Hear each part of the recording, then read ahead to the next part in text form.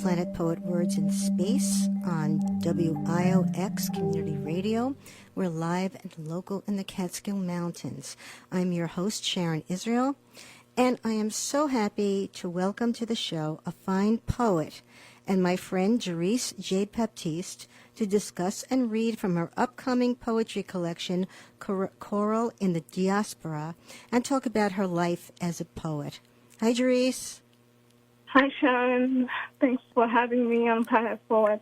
Oh, it's wonderful to hear your voice and for you to be on the show. It's we've been friends for a long time, and I'm glad we're finally connecting on the radio. I know you have your own radio show too, so I'm doubly honored that you're here. I'm going to read Jerrice's bio. Jerrice J. Baptiste is the author of 8 books. She's a poet in residence at the Prattsville Art Center in the Catskills. Jerrice was also the recipient of a residency at the Omega Institute for the Women's Leadership Program in 2019. She has been extensively published in journals and magazines such as the Yale Review, Kosmos Journal, The Caribbean Writer, Mantis, and many others. She lives in New York, where she joyfully teaches poetry. I love that bio, Jerrice. Why don't we start right off with a poem? Yeah.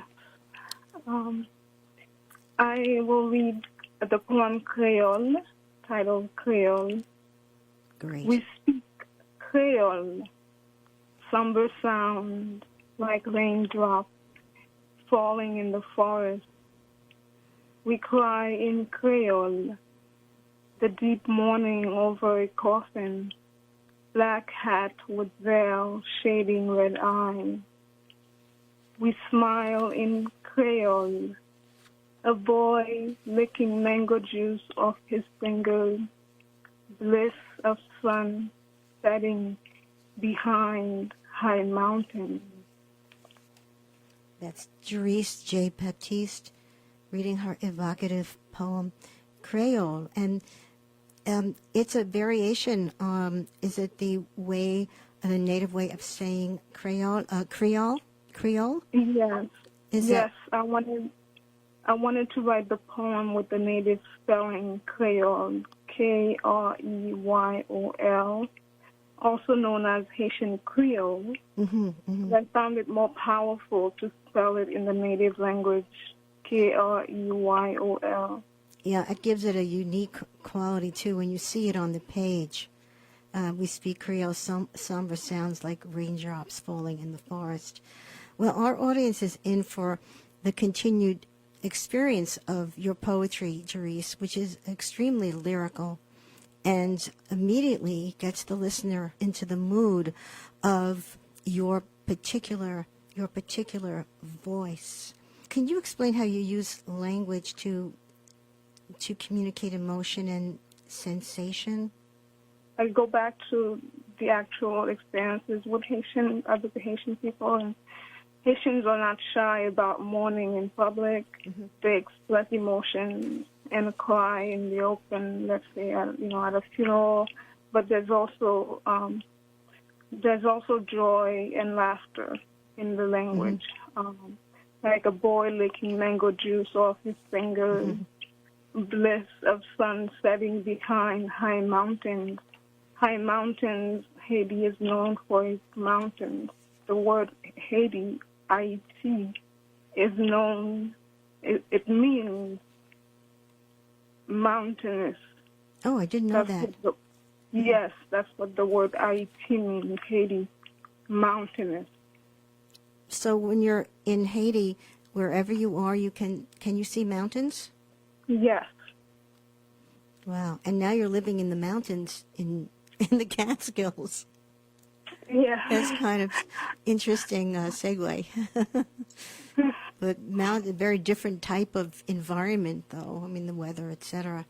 But I'm also struck how you are able to, especially what you mentioned before, have a line that is very, very precise and describing an action like a boy licking mango juice off his fingers. And then you go, into this. It goes from micro to macro, from the ordinary to the cosmic, bliss of sun setting behind high mountains, and they're linked so beautifully, and it's in a very lyric way, and you can't really explain the power of the juxtaposition. Yes, I felt I did feel the power of writing these two lines together and having "we smile" in Creole first as a suggestion of how the language is. It's full of smiles as well. Right. You smile, we speak, we cry. And speaking of that incredible image of boy licking mango juice off his fingers, which we all envy, the taste of that, I would imagine the reader would and does. Yeah. Would you read your poem, How to Eat a Haitian Mango?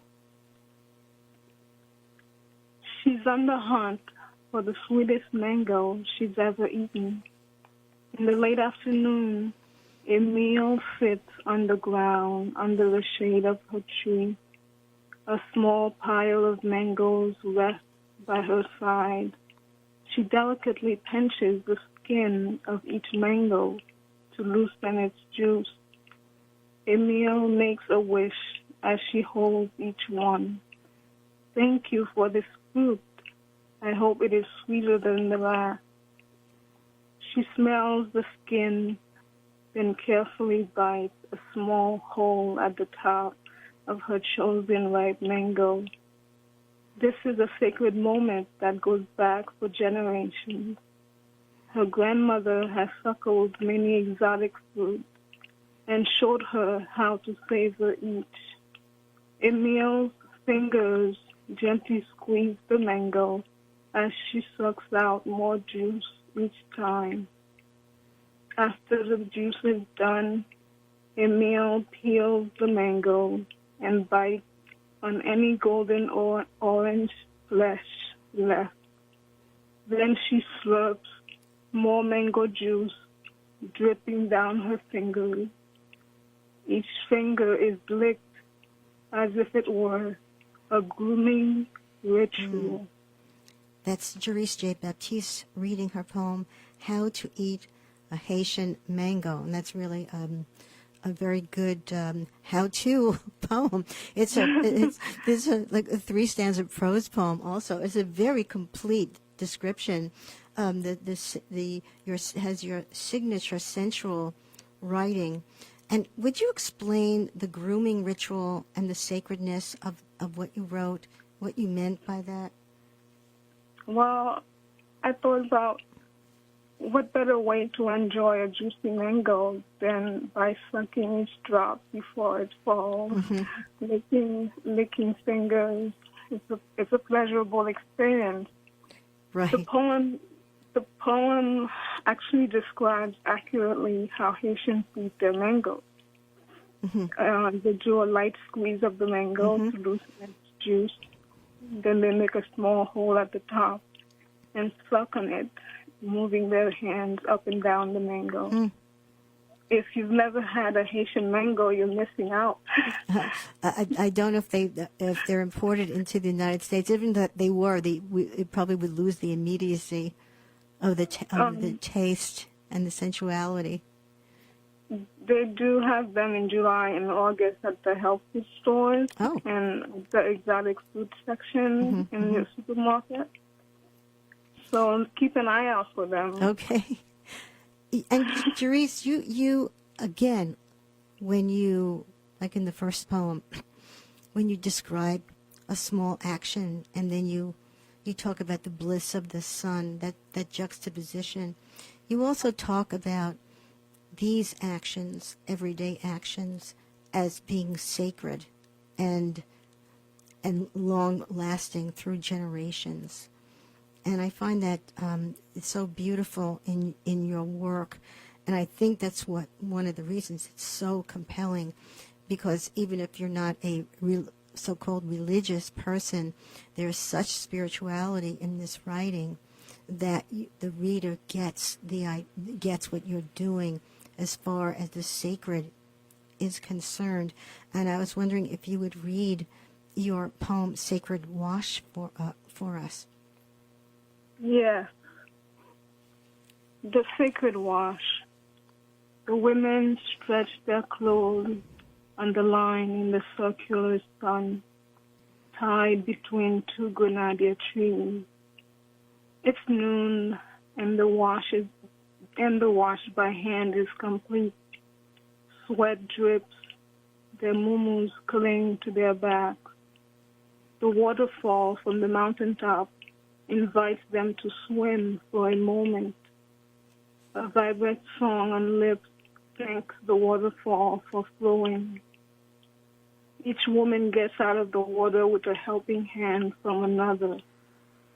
Heat of sun dries their muumuus quickly on their bodies, and their wise faces glow.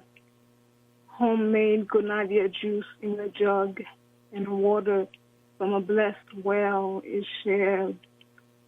The two elders with gray hair drank first. They take 3 sips. The jugs are passed to the right onto the next woman, completing the circle of 8. They gather their sandals and tie on their blue or white headscarves before they sit woven baskets. The elders lead the way home through the woods of the mountain. Before sundown, they will make the same trip back in the cool shade to gather sun rays, hiding in clothes. That's Jerrice J. Baptiste reading her poem, which was published in the Yale Review, "The Sacred Wash." You don't use many adjectives. It's straight description that entices the reader and makes the reader one of the people who are involved in this ritualistic task. Was that your intention too, Jerrice? Yes, I wanted to, in this poem, doing the wash connects the women together. Mm-hmm. In IT, community is crucial to the survival of Haitians. So people look out for each other, and in community, people perform tasks as ritual. Mm-hmm. So it was very possible for me to bring those images together in this poem. I was very struck by your imagery of water here, Jerrice. You use the water as the grenadier juice, the waterfall, the river to wash your clothes in, the sweat of the women who are working in the heat. Is that the crux of the poem? How could you talk a little bit about that? Yes. Water is representing in this poem cleansing, it's purifying, and also life sustaining.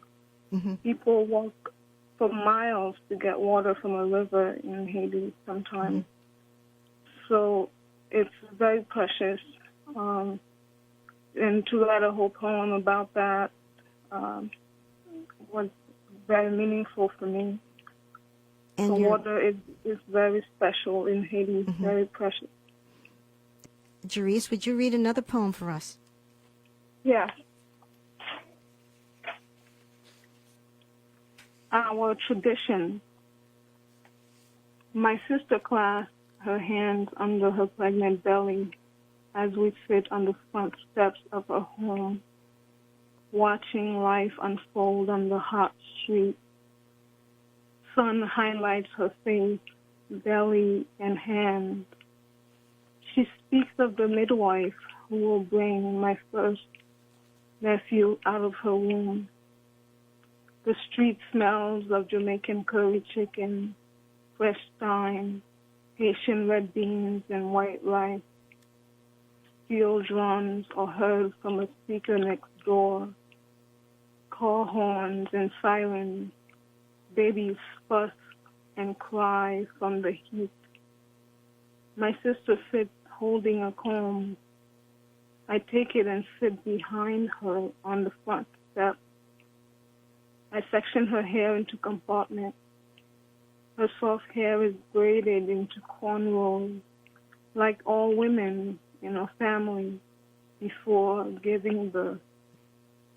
That's Jerrice Baptiste reading Our Tradition, and this is another tradition.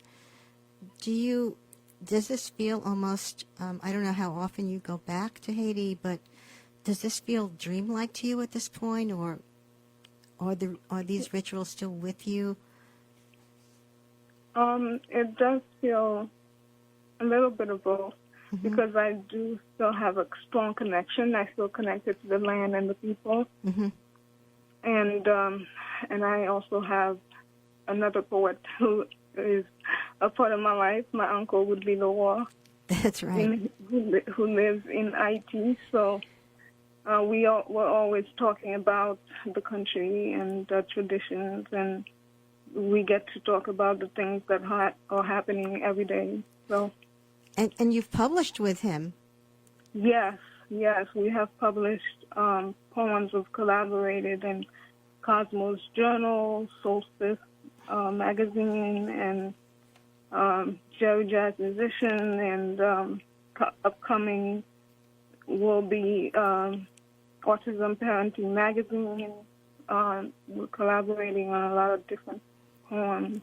How exciting. He must be really happy. Yes, he writes in French, and I translate in English, and so. But now he's learning English. I'm teaching him English. He has a lesson with me every week. He gets a few lessons. How's he doing? Must be doing well. He's doing really well. He's taking it very seriously and reading English, starting to read English really well every week. So my hat is off to him. Woodley is really a special writer. That's wonderful. You talk about braiding, that sort of repetitive task that creates this beautiful result. Is that Haiti? You say Haiti. Haiti? That's Haiti. Haiti. Yes. So that is a tradition. Did you grow up with that? Could you talk about that a little bit? Yes. In my family, it's a tradition for the pregnant woman to, before giving birth, her hair gets braided, and she doesn't have to worry about her hair. She knows she looks fabulous. So I wanted to write about that tradition of the hair. There's also many life-affirming traditions that connects the pregnant woman and her baby and the community together. Like there's one tradition where after a woman gives birth, she is bathed by another woman in her family with medicinal leaves and herbs to help her heal quickly. That's so humane. I understand in this country now, it's finally being recognized that a woman who's just given birth needs a lot of tender care. Would you read Island Girl, Jerrice? Yes. Thank you. Absolutely. Island Girl. A baby girl is born with the crimson dawn. She suckles at her mother's breast, even in deep slumber.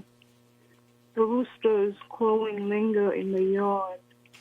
Great-grandmother is thrilled to meet the newborn by an oil lamplight.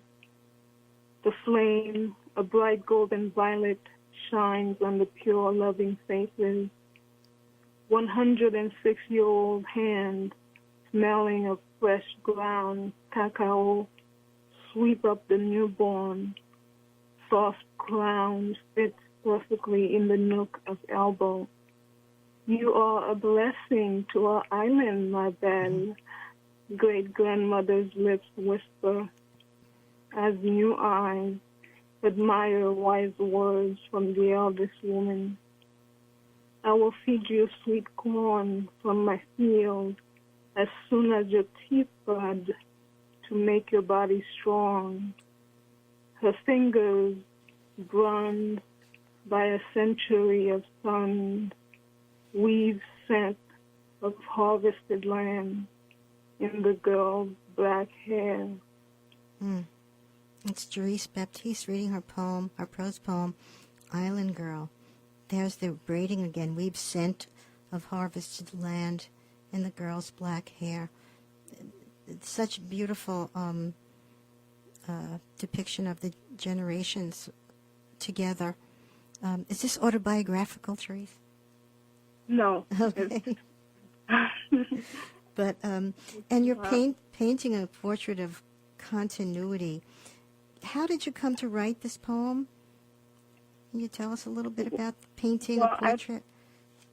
I thought about what a powerful tradition it would be to have the eldest woman in the family, in the country or in the village, to be present in the birth of the child.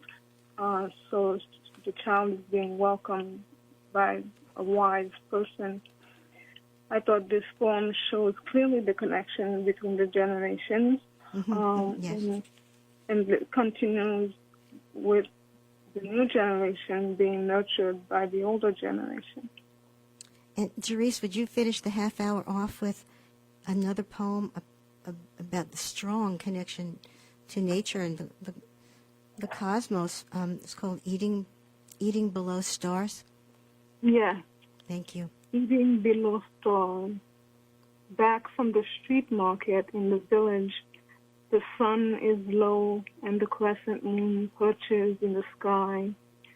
Great-grandmother lies in a hammock with Zig next to her on the ground near the smooth, flat rocks.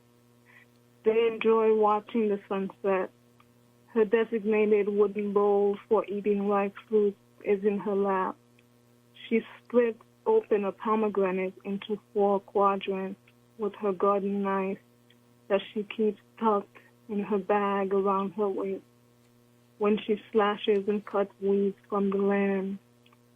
Dazzling stars begin to grow above the farm as she carefully digs out each pomegranate seed from its hiding place with fingers.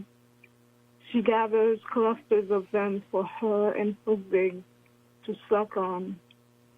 1 handful for great-grandmother and 1 handful for Zig. You can't have it all, Zig, she reminds him, each time he licks off her red, juicy cheek. You're my favorite donkey, she whispers. The sweetness of pomegranate lingers in their mouths. Great-grandmother swings in her hammock with the cool evening breeze, admires the dance of leaves, and Zig snores at her feet. That's so wonderful. That portrait of great-grandmother and the donkey under the dazzling stars, and the relationship between her and her and the donkey, her I wouldn't call it her pet, but her companion, is just like the dazzling stars. And so many senses, you engage so many senses, Jerrice. Touch, sight, sound, taste, and smell is implied. That's a favorite poem.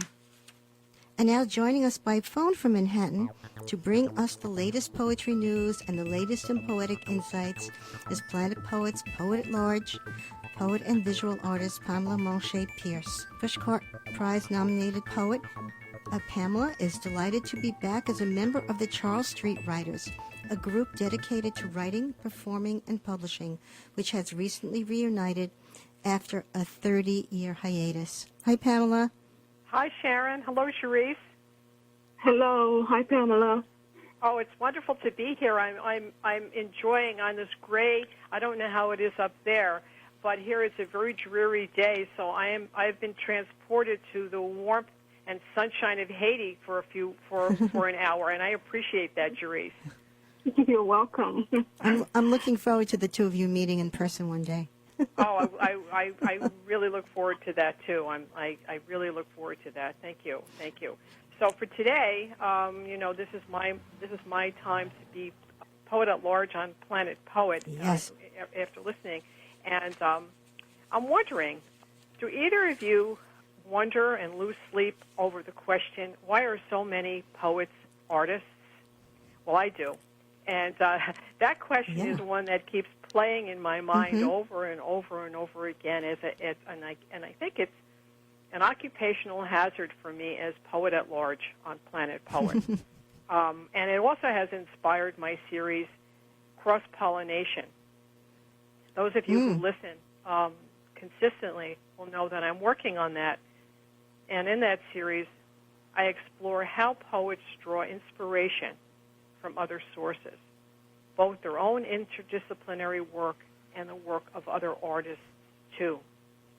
So today, as I was planning for today's show, I was looking for information on that topic, and I Googled the question, why are so many poets also artists? And I was thrilled when up popped an article with that exact title.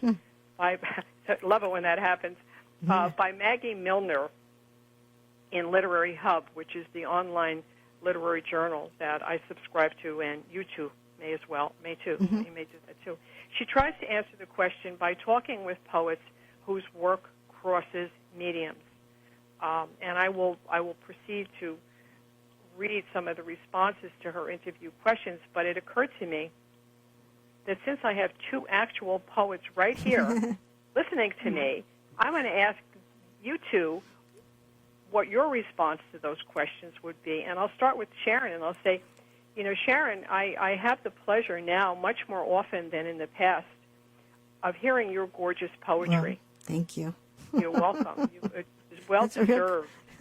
And I know that there is a singer living inside that poet. How do you think those two things work together? That's so interesting that you say that. Yeah, I sang for many years, sometimes professionally, sometimes just for myself. I was in a guitar and voice duet and various other things with Robert Cuccinota. Right. But singing, it fulfills a different part of your brain and your heart. And once in a while, I have to sing. It's not as compelling anymore for me as writing poetry, but I feel I have to sing. And I guess the rhythms and the music I have in my head shows up possibly in the poems. Well, I hear it. I hear that musicality in you all the time when I'm hearing you read your work, or every time. So that answers that question. What about you, Jerrice? What other art form do you practice that helps to give your work this? Well, first of all, it's so authentic. The work that I'm hearing today is incredibly, beautifully authentic. And it's also lyrical.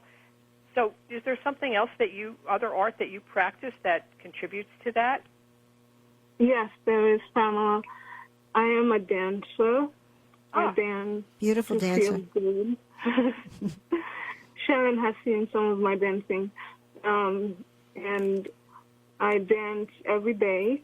It helps for me to feel good.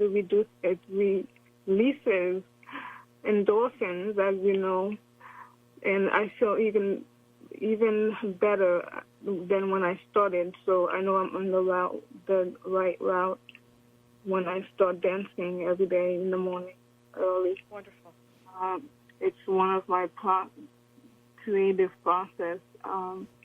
I love the idea of, a hand extending and a toe pointing, and and how that can influence my writing. Just the joy, really, the joy in dancing. And I have, there are some poets who are artists who I know who I think are worthy of being mentioned, like Julie Hedrick in Kingston. She's a a poet and a painter. She did the wonderful color series with paintings and poems. And Diaz Mark in High Falls is a printmaker and a fabulous poet. So there are many artists, as you said, who are also poets. Sure. Right. Well, and Pamela, you also dance. You're a dancer. I dance, and I dance. Yes, I do. I've been dancing for 50. Well, most of as a child I loved dancing, but I've been dancing for 50 years, and I do it often too, even just 10 minutes here and there, because it does relax me and it puts me in touch with a different part of myself and rhythm. I mean, I think as a poet, I am not conscious of calling on that part of me, but I am calling on that part of all of that experience. And I also make visual art. I create collages and installation, and I've been a performance artist. So all of it all pulls together. And as I'm listening to the two of you, and I'm thinking about what Maggie Milner wrote in Literary Hub, I am thinking that she should have interviewed the two of you, but she didn't know you, so she couldn't have interviewed the two of you, because I love your responses. In speaking of her, I want to go back to the article for a minute and what she wrote, and I want to read how she introduced this subject, and I think it's very well phrased, and I think you'll really like hearing this. So she says, "The more poetry I read, the more I find that an improbable number of good poets are, in fact, multidisciplinary artists. I say improbable because poetry is a difficult enough vocation in itself." And then she mentions, earning a living, the struggle with teaching jobs, finding time. And then she goes on to say, yet, for many poets, writing is just one of multiple creative praxis. Proving right, one of the most quoted poetic lines of all time, Horace's ut pictura poesis, as is painting, so is poetry. And I have to put all you listeners on alert that in working on this piece for today, I discovered Horace. And this man is, in ancient Rome, is on the same thing as I am. He's a kindred spirit as he asks these questions that we're talking about today. So you should be on alert that in the future I will bring Horace to Planet Poet. I'm looking forward to that. I'm looking forward to that. So to continue with Maggie Miller, she goes on to say, many of the poets work in media that appeal to the senses differently or appeal to different senses altogether.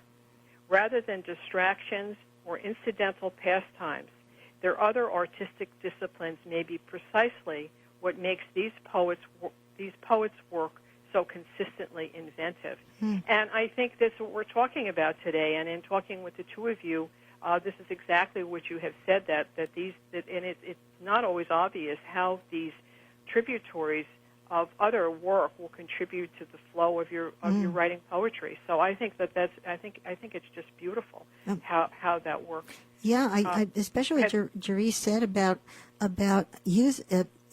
correct me if I'm wrong, Jerrice, about dancing first, and that sort of stimulates you to write. Yes. Yeah. I mean, that's really important. Absolutely. In the morning, I start out with dance, and then I'm able to write really well. I'm going to try that. It's really lovely. It's really lovely. And to close, because I think it's time for me to say goodbye to you, but I wanted to read a little sentence from one of the people who were one of the women interviewed by Milner, and there's a poet, Paige Taggart. She's a poet and jeweler, and she says, I think a large majority of poets and artists are innately more sensitive to the world and thus tied to abundant faults of interpretation. And I love that language, abundant faults of interpretation. And I also love the fact that she's a jeweler. She's a poet and a jeweler, and there it is. Every word that we use as poets is a gem, or has to be, and we fit it, especially in a constraint like a tanka or a haiku, as a little gem that has to be absolutely right and has to fit right into the right space. So on that note, I'm going to say goodbye to you two for today, and I'm going to go back to being a listener as Jerrice is the jeweler, and I hear the gems of everything that she's working on fall right into place. And thank you for that beautiful gem you just gave us, Pamela. Okay. My pleasure. All right. I'm going to continue to enjoy. Bye-bye. Bye, Pamela. Bye-bye. That was a lot of fun. Jerrice, speaking of versatility and facets and different types of writing, you write children's books. Yes, I do write children's books. And they're beautiful. I've seen a number of them. Thank you. I have 7. Do you want to read first? You want to talk a little bit about your books? I can read first. Okay. I'm going to read from my first children's book, Emma Bell, You Are My Beautiful. The poem is titled, You Are My Beautiful. I see you, beautiful, as dawnlight awakens sky. Eyes heat up my soul, even more beautiful beyond eyes can see. Flawless in spirit, divine perfection. Je t'adore, I adore you.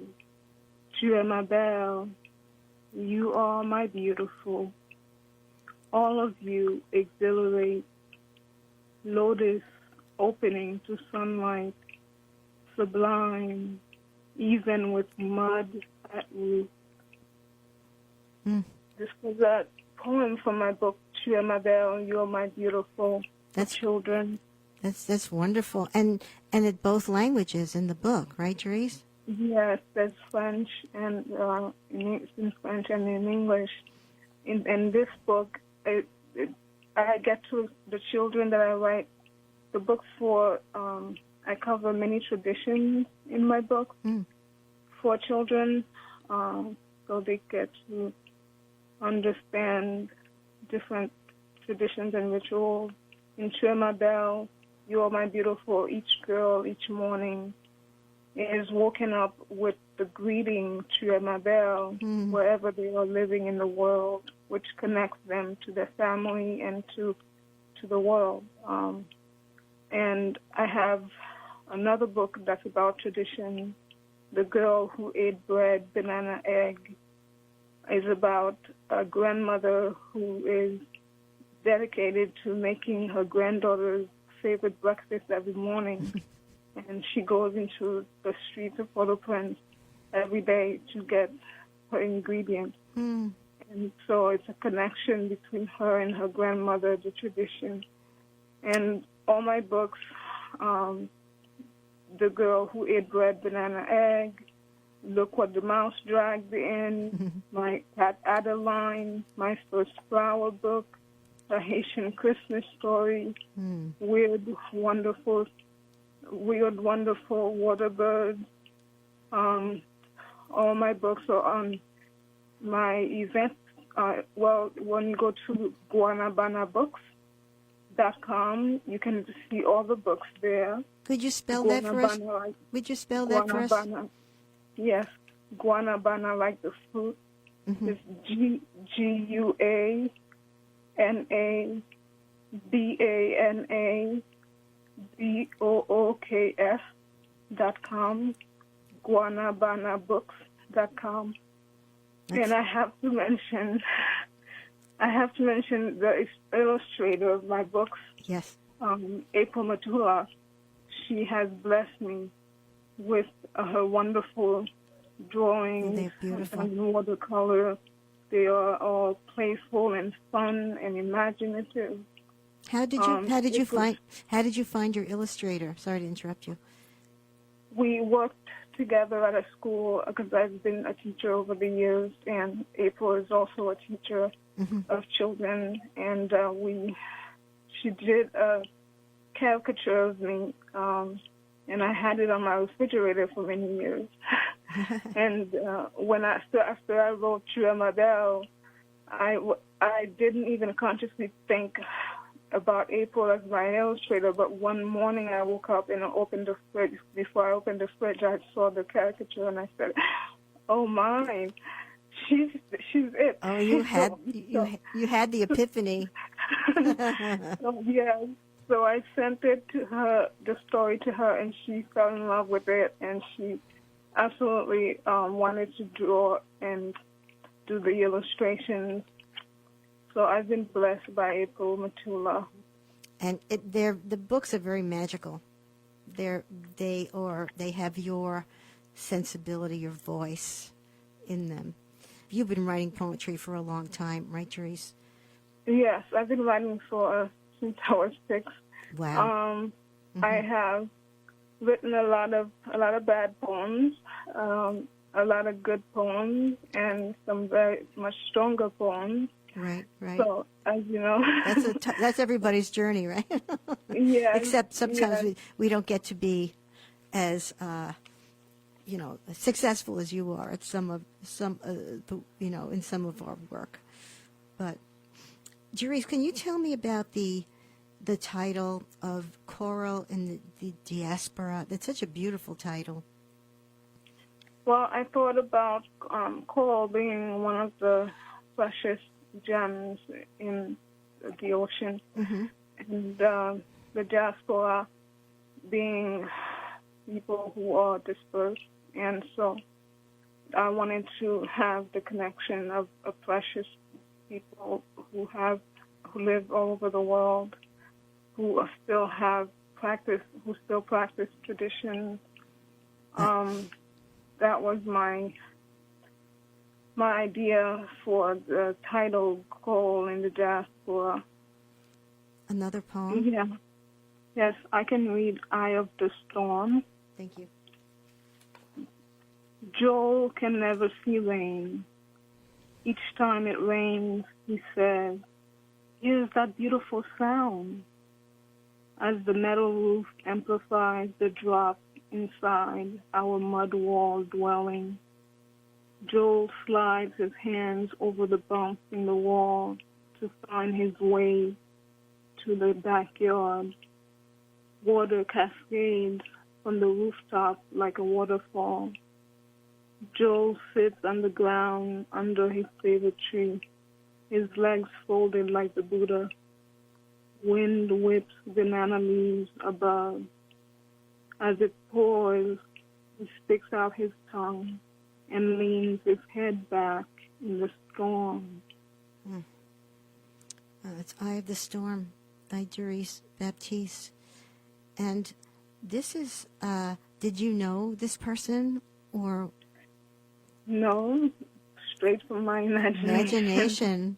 But it's so concrete to the imagery and his success in life as far as him connecting to his other senses. And for us, could you explain his legs folded like the Buddha? Yes, I like to include the Buddha in many of my poems, especially my spiritual and nature-inspired poems. I admire the Buddhist principles, and I find that they make beautiful poems. Yes, in your hands they do. Yes. And you talked about your teaching, and I ask us teachers, what would you tell a beginning poet, Jerrice, when you're teaching? What do you tell? Well, definitely write every day. Create a sacred time to write. Don't get discouraged if no words come. Do something else, like dance, something fun. Look for inspiring prompts. Prompts really work well if you're stuck. And also keep your eye out open for a mentor, someone whose work you admire, just so you can grow and know that it gets easier with time. Right, that's very good advice. It sounds like a painful enterprise, but there is some, it can be a struggle. But that's excellent advice. And Jerrice, you also have a radio show. Could you talk about that briefly? Yes, I have a show called Women of Note.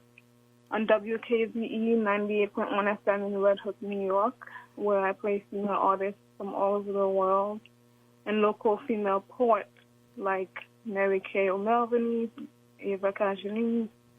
These are some women that stand out. And the show is on Sundays, 5 to 7 on WKZE.com. I've had the privilege of you reading. You've read one of my poems on the air. I was very, very delighted and honored, Jerrice. Thank you. You're welcome. And I've been the host since 2006, and I play singers that people may not be familiar with, like Brigitte Fontaine, some avant-garde French singers, Rukia Roy from Mali, Suad Massi from Algeria, and some of my favorite jazz artists like Ella Fitzgerald, Nina Simone, Billie Holiday, Nancy Wilson. So Women of Note has been part of my life for a very long time. A long time. 2006. That's 18 years? No, 16 years. Well, that's long. It's a great show. And so you're a little busy, Jerrice, right? And I want to tell you about my workshop. Can I tell you about my workshop? Please. Yes, in my poetry workshops, I do online and also in other places, but I use guided meditation, visualization to help calm the mind of my poets. And I spend a lot of time creating new prompts to inspire them. I let them write, allowing the writing to flow without immediate editing, just sitting with the poem as it is. And, there's beauty in that. Yes. Discuss them mostly. And we use positive, uplifting, hopeful language. And I bring poems by other well-known poets from the East and West. Jerrice, if our listeners want to find out more about your workshops, where should they go for information on them? Yes, my poetry workshops online, you can visit the events page at guanabanabooks.com. Okay. And I'm going to be doing workshops for the Prattsville Center residency. And in the summer, I'll be teaching a series at the Mountaintop Library in Tannersville, New York. Lovely. So visit me at authenticpoetry.com and also at guanabanabooks.com. Wonderful. Jerrice, would you end, I can't believe we're running out of time, but would you read one poem from your collection, your earlier collection, Wintry Mix? Yes. Thank you. Yes, I have a poetry collection. My first poetry collection for adults is called Wintry Mix. It's a contemplative, meditative, a nature-inspired book. And I'm going to read a poem called Sun Salutation. Sweet Mother Earth, covered in flakes, she loves the state of whiteness. Her brightness, politeness seems to be the grace of hand-holding door for yogis to walk in. Limber bodies saluting sun, always there. It's a deep knowing, even when not seen. Its glow, yogis bow, breathing in and out, feet rooted mountains, arms dive down like swans, bended head forward, back tilted as plank, head goes under, hands, feet spread apart as dog, breathing in and out, arms dive up like swan, feet rooted mountain, ending, praying hands to heart, sending out inner sun, the joy of being, to others living. This was Sun Salutation from Wintry Mix, one of my... That was beautiful, Jerrice. Jerrice, thank you so much. It's been such a delightful show. I hope you had as good a time as I did. I thank you very much, and thank you, Pamela Manché Pearce, our poet at large, and thank you, for listening. And you're welcome. This show will be a podcast pretty soon. Let you know. Oh, great. Thank you so much, Shannon, for having me on Planet Poet. My total pleasure. Bye-bye now. Bye.